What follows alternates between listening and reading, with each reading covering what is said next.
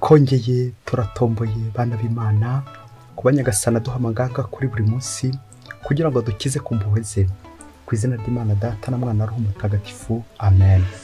Amahoro bana b'Imana, ni muhumure, Imana iradukunda, ije kudukiza kuri wa gatandatu w'icyumweru cya 12 muri mwe bisanzwe, tariki 29 Kamena 2024, ubwo duhimbaza abatagatifu Intumwa Petero na Pawulo bahowe Imana. Ngamasomo ajya kudufasha gukomera muri Kristo. Isomo rya mbere niryo mu gitabo cy'ibyakozwe n'Intumwa 12 umurongo wa 1 kugeza ku 11. Icyo gihe umwami Herodi atangira kugirira nabi bamwe muri kiliziya, yicisha inkota Yakobo umuvandimwe wa Yohani. Abonye ko ibyo bishimishije Abayahudi, yongera gufata Petero, ubwo hakaba mu minsi mikuru y'imigati idasembuye. Amaze kumufata amushyira mu buroko, ategeka amatsinda 4, rimwe rigizwe n'abasirikare 4 kumurinda. Yashakaga kumuhingutsa imbere ya rubanda nyuma y'umunsi mukuru wa Pasika. Petero aguma mu buroko, ariko kiliziya ikamusabira ku Mana ubudatuza. Herodi araye ari mu mutange ngo acirwe urubanza. Muri iryo joro Petero akaba arasinziriye, akikijwe n'abasirikare 2 kandi aboheshejwe iminyururu 2 n'abarinzi bahagaze mu mwanya wabo imbere y'umuryango. Ako kanya umumarayika wa Nyagasani arahatunguka, maze urumuri rutangaza muri ubwo buroko. Uwo mumarayika akomanga Petero mu mbavu, amukangura amubwira ati, haguruka bwangu. Iminyururu ihita imuva ku maboko iragwa. Umumarayika aramubwira ati, kenyera wambare n'inkweto zawe. Abigenza atyo, maze umumarayika yongera kumubwira ati, ifubike igishura cyawe maze unkurikire. Nuko Petero asohoka amukurikiye, ariko atazi ko ibyakorwaga n'umumarayika ari ukuri, ahubwo akibwira ko ari inzozi yarose. Banyura ku barinzi ba mbere, hanyuma no ku ba kabiri, maze bagera ku rugi rw'icyuma rwerekeraga mu mujyi, rurikingura ubwarwo. Barasohoka barenga umuhanda umwe, ako kanya umumarayika amusigaho. Nuko Petero ngo agarure umutima aravuga ati, noneho menye by'ukuri ko Nyagasani yohereje umumarayika we, akangobotora mu biganza bya Herodi, kandi akankiza n'imihigo yose y'imbaga y'Abayahudi. Iryo ni ijambo ry'Imana. Zaburi ya 34. Inshuti za Nyagasani azikiza ibyazikuraga umutima byose. Nzashimira Uhoraho igihe cyose, ibisingizo bye bizahora ubudahwema mu munwa wanjye. Ishema mfite ryose ndikesha Uhoraho, abintamenyekana niba byumve maze bishime. Nimwogeze Uhoraho hamwe nanjye, twese hamwe turatira izina ry'icyarimwe. Nashakashatse Uhoraho aransubiza, nuko nkiza ibyankuraga umutima byose. Abamurangamira bahorana umucyo, mu maso habo ntiharangwa ikimwaro. Umunyabyago yaratabaje Uhoraho aramwumva, maze amuzahura amabogorwa ye yose. Umumarayika w'Uhoraho aca ingando hafi y'abamutinya, akabagoboka. Nimushishoze maze mwumve ukuntu Uhoraho anogera umutima, hahirwa umuntu abereye ubuhungiro. Inshuti za Nyagasani azikiza ibyazikuraga umutima byose. Isomo rya kabiri niryo Pawulo ya 2 Pawulo mutagatifu yandikiye Timote, umutwe wa 4 umurongo wa 6 kugeza ku 8, wa 16 kugeza ku 18. Mwana wanjye, ngewe dore maze kumera nk'igitambo giseswa, n'amagingo kwigendera kwanjye aregereje. Urugamba rwiza narurwanya inkundura, intera nagombaga kwiruka narayirangije, ukwemera nagukomeyeho. None dore ikamba rigenewe intungane rirantegereje, iyo Nyagasani umucamanza utabera azangororera kuri wa munsi we, ariko atari jyewe njyenyine, ahubwo n'abandi bose bazaba barakunze ukwigaragaza kwe. Ubwo najyaga mu rukiko bwa mbere kugira ngo niregure, nta n'umwe wanshyigikiye, bose barantereranye. Ntibazabihorwe. Naho Nyagasani we yambaye hafi, maze antera imbaraga kugira ngo mbashe kuhamamariza ubutumwa nshize amanga, kandi ngo abanyamahanga bose bamwumve. Nuko nkizwa urwasaya rw'intare. Nyagasani azansimbukisha ikintu cyose kigamije kungirira nabi, maze ngize anjyana mu ngoma y'ijuru. Naharirwe ikuzo uko ibihe bigenda bisimburana iteka, amen. Iryo ni ijambo ry'Imana. Nyagasani Yesu nabane namwe. Amagambo mu Ivanjili ntagatifu uko yanditswe na Matayo, umutwe wa 16 umurongo wa 13 kugeza ku 19. Muri icyo gihe Yesu ageze mu gihugu cya Kayisariya Filipo, atangira kubaza abigishwa bati, abantu bavuga ko umwana w'umuntu ari nde? Baramusubiza bati, bamwe bavuga ko ari Yohani Batista, abandi ko ari Eliya, abandi ko ari Yeremiya cyangwa umwe mu bandi bahanuzi. Yongera kubabaza ati, mwebwe se muvuga ko ndi nde? Simoni Petero aramusubiza ati, wowe uri Kristo umwana w'Imana nzima. Yezu amusubiza agira ati, urahirwa Simoni mwene Yonasi, kuko atari umubiri n'amaraso byabiguhishuriye, ahubwo ni Data uri mu ijuru. Noneho nkubwiye kuri urutare, kandi kuri urwo rutare nzubakaho kiliziya yanjye, n'ububasha bwo mu kuzimu ntibuzayitsinda. Nzaguha imfunguzo z'ingoma y'ijuru. Icyo uzaba woshye munsi kizabaho no mu ijuru, n'icyo uzaba wohoye munsi kizabohorwa mu ijuru. Iyo ni ivanjiri ntagatifu. Nzaguha imfunguzo z'ingoma y'ijuru, nidukomere kuri Kristo kuko niho hakomeye koko. Amasomo kiliziya dutegura uyu munsi duhimbazaho intumwa Petero na Pawulo, inkingi za kiliziya, aratwerekeza ku mikoranire myiza. Ubwo tujye kuzirikana ku ngingo igira iti, iyo mukoranye neza mukora umuti, iyo mukoranye nabi mukora uburozi.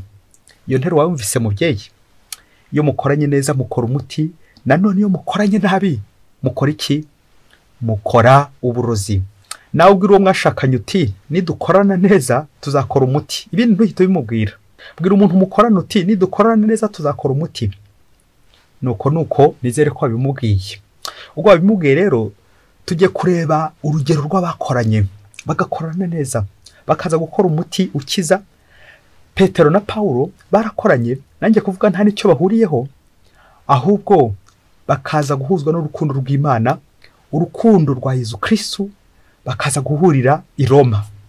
Ngaha rero ko natwe tugiye kwegeranya Nyagasani, buri wese yongera arebe imikoranire ye na mugenzi we. Ushobora kuri perezida ahangaha, uri visi perezida ahangaha, aho murakorana neza. Ndababwiza ukuri, niba mudakorana neza byumvikane muri gukorana nabi, ubwo ni uburozi kandi byaba. Kuki duhimbaza Petero na Pawulo batagatifu umunsi umwe? Uyu munsi kuri itariki tubashyira hamwe. Hari n'imvugo igira iti, il ne faut pas déshabiller Saint Paul pour habiller Saint Pierre. Ngo abatagatifu nuko bitondera kuko barajyana bombi. Ntugomba kwambura umwe ngo wambike undi, ahubwo bombi ubambike bamererwa neza. Ngiyo kiliziya, ngize inkingi za kiliziya, Petero na Pawulo bakoranye neza. Ariko bigenda bite? Bakora umuti, bakorera umuti kiliziya, ngo wa muti natwe turi gufata. Tujye kureba ibintu bigera muri 4 biza kudufasha kumva itandukanyiro rya Petero na Pawulo, ariko tuze kumva n'ihuriro ryabo. Reka duhere gucyambere amavuko yabo, uburyo bavutse, aho bavukiye. Petero ngo avukiye mu Galileya, akora umwuga w'uburobyi. Nuko Yezu aramuhamagara ati, nimunkurikire nzabagira abarobyi b'abantu. Ako kanya ahita asiga yari afite, nuko akurikira Yezu. Pawulo nakaba yaravukiye i Tarisi, nubwo batavuka hamwe ariko bazakorana. Icyo tubazirikanaho bombi, mbere ko Yezu abashinga ibintu bikomeye, inshingano zikomeye, babanje gukanyuzaho. Petero yihakanye Yezu, ariko nyuma aza gusaba imbabazi. Yezu aramubabarira, Yezu yaje kumubabarira, bituma noneho amushinga, nanjye kuvuga amuha n'urufunguzo rwo hari ibiryo. Uyu wa kabiri Pawulo yatoteje kiliziya, agambanira kiliziya, ariko twongere turebe uburyo Yezu yaje kumubabarira. Umwete yakoreshaga yamagana kiliziya, niwo nyuma yaje gukoresha yamamaza Kristo, yamamaza kiliziya, nyuma yuko Yezu amugiriye impuhwe akamukura kuri ubwo bucakara bwa sekibi.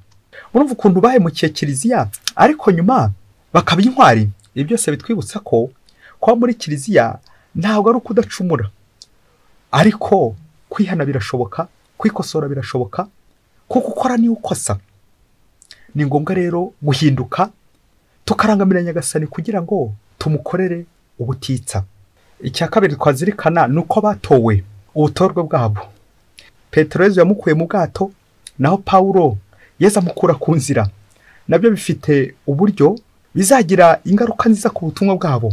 Ubwato bushushanya kiliziya ya Yezu, byerekeza ko Petero azashingwa kiliziya ya Yezu, naho Pawulo Yezu yamukuye ku nzira, inzira y'i Damasi, agiye kumutoteza. Nabyo bikazerekeza nanone uburyo Pawulo azaba nanjye kuvuga umukerarugendo, intumwa y'amahanga, ku nzira nyine azahora ku nzira nawe. Bikanatwibutsa nanone ko Nyagasani iyo agiye kudutora, adutorera mu mirimo turi gukora, adusanga mu mirimo turi gukora, nuko akayihindukiza ayiganisha ku mirimo y'ijuru. Petero ari kuroba amafi, biza kurangira baye umurobyi w'abantu. Pawulo yaje gutoteza kiliziya, yaje mu bigambi mibisha, Yezu akajya gutya akamuhindukiza, agahinduka yarari Sawuli none ahindutse Pawulo kubera inkuru nziza. Ngo kuko Yezu Kristo ahindura imyuga yacu, akayihinduramo imyuga y'ijuru, imyuga hano ku isi akayihinduramo imyuga y'ijuru. Nyuma yo kureba uko batowe, reka turebe icya gatatu, ubutumwa bwabo. Ubutumwa Pawulo na Petero bakoze. Petero we yasigaye Yerusalemu akora ubutumwa hafi aho ngaho Yerusalemu, naho Pawulo abukora mu mahanga. Pawulo intumwa y'amahanga, Pawulo intumwa ya Kristo.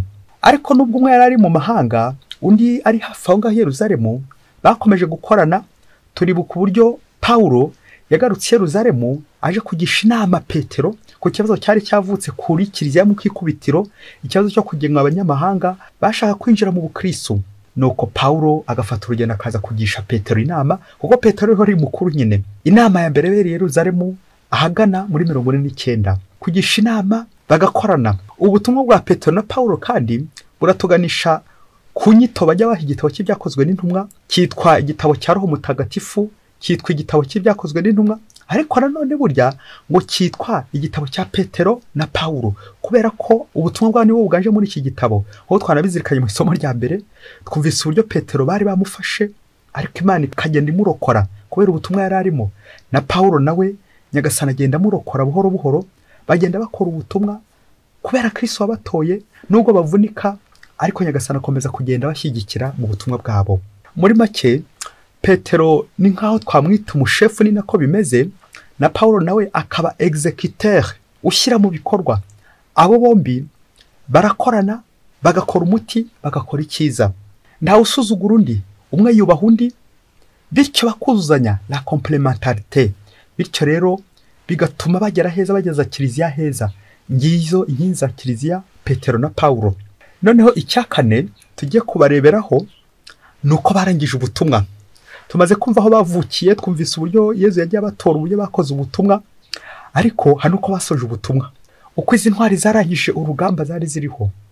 Twumvise ahantu bavukiye uburyo hatandukanye, ariko dutangazwe n'ukuntu basoreje ubuzima bwabo hamwe i Roma. Dore ko n'ubuhanuzi bw'ibyanditswe bitagatifu butahwemye kubivuga, ubuzima bwabo bwasoreje i Roma bahowe Kristo. Tuzirikane Petero uko Yezu yari yaramuhanuriye, uko tubisanga mu Ivanjiri ya Matayo umutwe wa 16 umurongo wa 18 ndetse no kugeza ku wa 19. Petero urutare, kandi kuri urwo rutare nzubakaho kiliziya yanjye, n'ububasha bwo mu kuzimu ntibuzayitsinda. Amen. Byaje kurangira rero Petero ubuhanuzi bwa Yezu bumufatiye i Roma, ubwo hari itotezwa ry'abakristo ku ngoma y'umwami Neroni. Petero baramufunga igihe kirekire, agumana n'abakristo, bityo aza guhorwa Imana, baramwica azira ubukristo, azira inkuru nziza, azira kwamamaza Yezu Kristo. Nuko bamubamba ku musaraba. Bamaze kumubamba ku musaraba, asaba ko bamubamba bamucuritse, ntibamubambe nka shebuja Yezu Kristo. Nuko Petero apfira aho ngaho nyine i Roma, abambwe ku musaraba ahagana muri 64. Na Pawulo nawe ubuhanuzi muri Bibiliya nk'uko twanabizirikaye muri iri somo bwerekana ko ari mu bihe bya nyuma, cyane cyane ubwo tumwumva mu ibonekerwa rye yagize, Imana ikamubonekera yaragiye i Roma kumufungirayo. Ubwo tubisanga mu gitabo cy'ibyakozwe n'intumwa umutwe wa 23 umurongo wa 11, Imana iramubwira mu ijoro iti, Pawulo, uko ambera umugabo Yerusalemu, abana kuzambera umugabo ni Roma. Amen. Ubwo buhanuzi bwose n'ubutwereka uburyo Pawulo ajye guhorwa Imana. Byaje kurangira Pawulo bamufunze, nyuma baza kumuca umutwe. Bamaze kumuca umutwe, batubwira ko umutwe wasimbutse gatatu. Pawulo biba birarangiye, nuko ahorwa Kristo atyo aho ngaho nyine i Roma ahagana mu mwaka 67. Nuko bombi bahurira i Roma batyo, Petero na Pawulo, inkingi za kiliziya.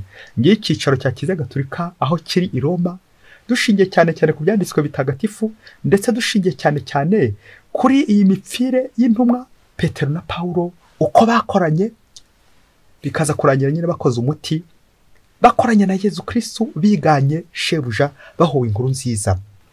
Nk'uko Pawulo na Petero bahuriye i Roma, bategeza babitegura ahubwo kubera ineza ya Nyagasani, kugira ngo kiliziya ikomere kuri Kristo. Twongere twibutse ko Petero yari umurobyi, nta nubwo yari yarize bihambaye, ariko dutangazwe nuko ari we Yezu yashinze kiliziya ye. ntayishinge Pawulo wenda, kandi Pawulo yari impuguke, yari yarize bikomeye cyane, ariko twongere twibutse uburyo bakoranye bakubahana bakageza kiliziya Yezu Kristo heza. Kuko iyo twakoranye neza dukora umuti, twakora nabi nanone tugakora iki? Tugakora uburozi kandi byabama. Izi ntumwa Petero na Pawulo batwigishe uburyo bwo kubana, bwo kuri iyi si abantu benshi bari kwicana kubera iki? Imibanire mibi. Abandi bari guhomba kubera kubana nabi. Ese koko inyungu yawe ni iyihe?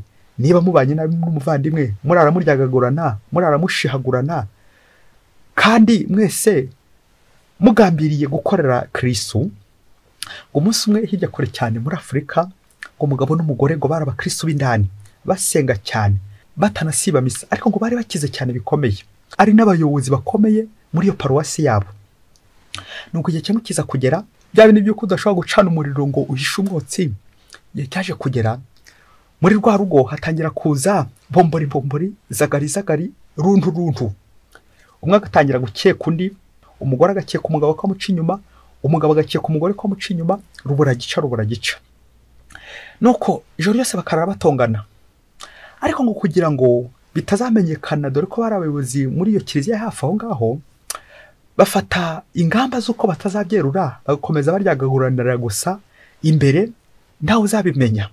Nuko igihe cyagera bagatongana, kubera ko bari batunze ibintu byinshi, umushumba baragira yacunga bari gutongana, akabashikujemo ihene imwe akayitwara, kuko ntago bazajya gukontorora ngo bamenye niba yaragiye kubera intonganya babagamo. Nubwo igihe kimwe kiza kugera nyine za hene zishirira iyo ngiyo, ntawigeze abimenya kubera kurara batongana. Nubakorera mu mirima nagatwara ibyo ashoboye byose, kuko batabonaga umwanya wo kujya kureba aho biherereye. Nuko ibintu bigenda bibashiraho buhoro, kubera ko abakozi babo nabo bacunga bari gutongana, nabo bagahita bagira banyereza ibintu byabo. Wa mugabo na wa mugore babana batyo ku muguruko, ngo umugabo n'umugore bakaba bari barabyaye umwana umwe rukumbi, umwana umwe w'ikinege. Nuko igihe kimwe kiza kugera, uyu mugabo n'umugore bajya inama ikomeye cyane, inama ya rurangiza. Bumvikana ko mbere yuko bagiye gusaba gatanya kugira ngo batandukane, kuko umwe yanze kwihanganira undi kubera ibyo amwumvaho by'ingeso mbi, bafata umugambi yuko mbere yo gutandukana bakomeza kubana mu nzu imwe, ariko ibyumba bigatandukana. Muri uko gutandukanya ibyumba, umwe akarara ukwe undi akarara ukwe, ngo hato ntihazagire wongera kuvugisha undi, bityo bari muri ubwo buzima kugeza igihe bazajya gusabira gatanya. Ubwo wa mugabo nawe mugore babana batyo muri ibyo byumba. Ubu umwana wabo bakaba barajyaga bamusigira umukozi, arara mu cyumba cy'umukozi, ari umukozi umwitaho, kubera ko bananiwe kumwumvikanaho.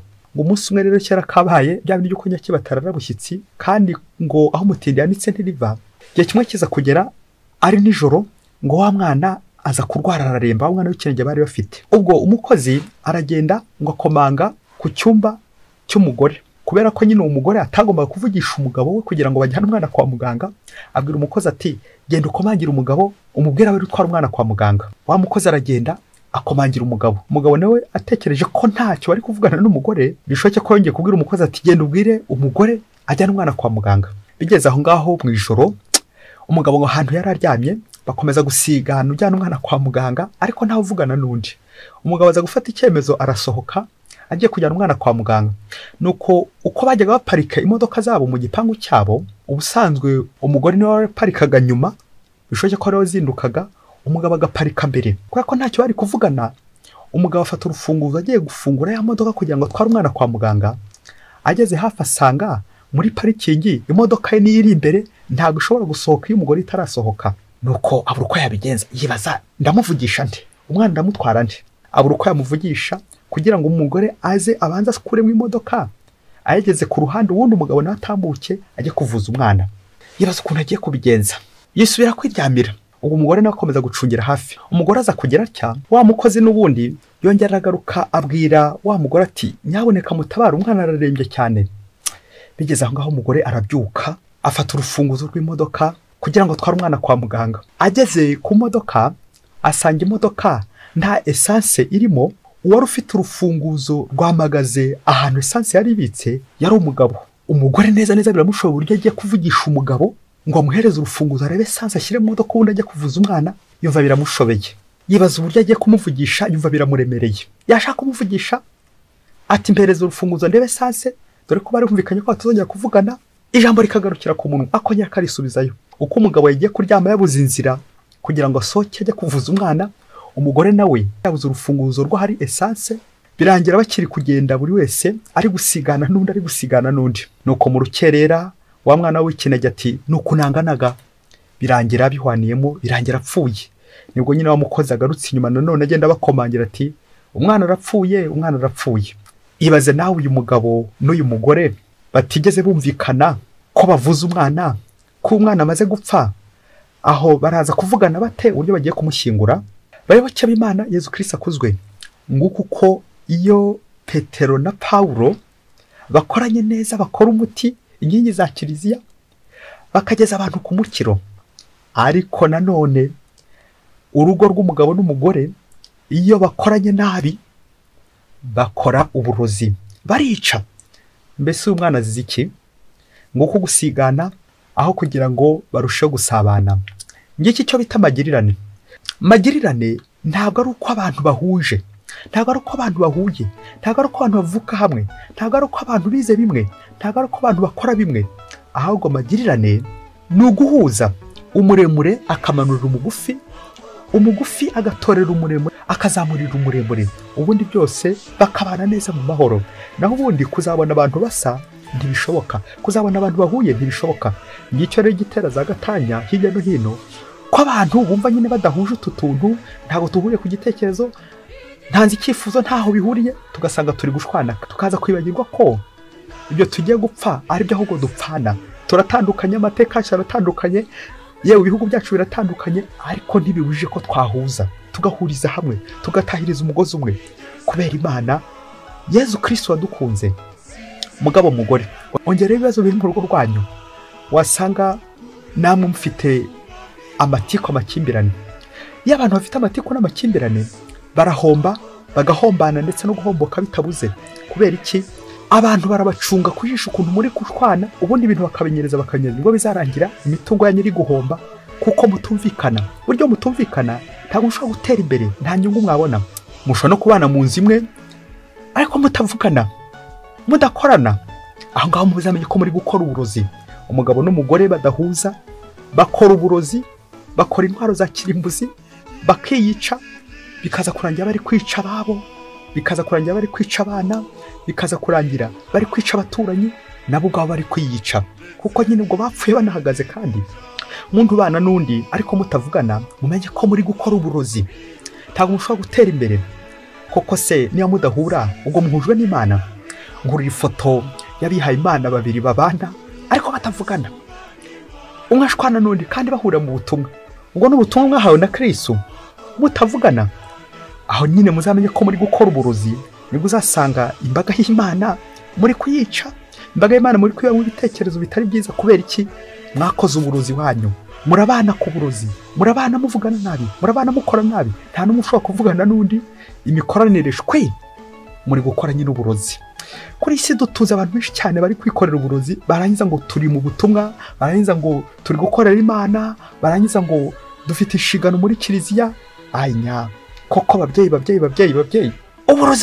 uburozi turi gukora. Petero na Pawulo bari batandukanye ariko baje guhuriza hamwe, nuko kiliziya igenda neza. Kiliziya Yesu Kristo na n'ubu iracyakomeye. Umva, ubasha gukoza ntibuteze kuyisenya, kuko barakorana, bagakora iki? Bagakora umuti, bagakora ubuzima bukagenda neza.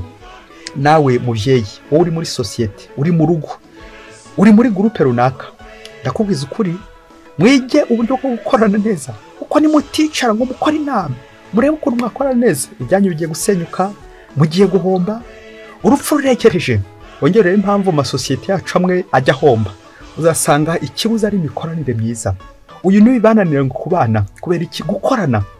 Imiyoborere myiza, imikoranire myiza, ibi byose bitugeza hehe mu ijuru.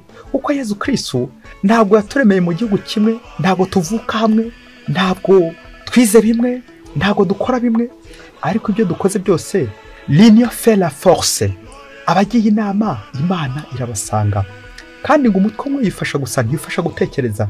Nk'uko bizarangira rwa rugo babuze icy'ingenzi, babuze urufunguzo rwo hari ibiryo, bikaza kurangira bari gushwana, kwica bitabuze. bayoboke b'Imana nimugire amahoro. Pawulo na Petero badusabire kugira ngo natwe uko dukorane neza nibwo tuzabasha kugera heza. Petero na Pawulo batagatifu mudusabire buri munsi.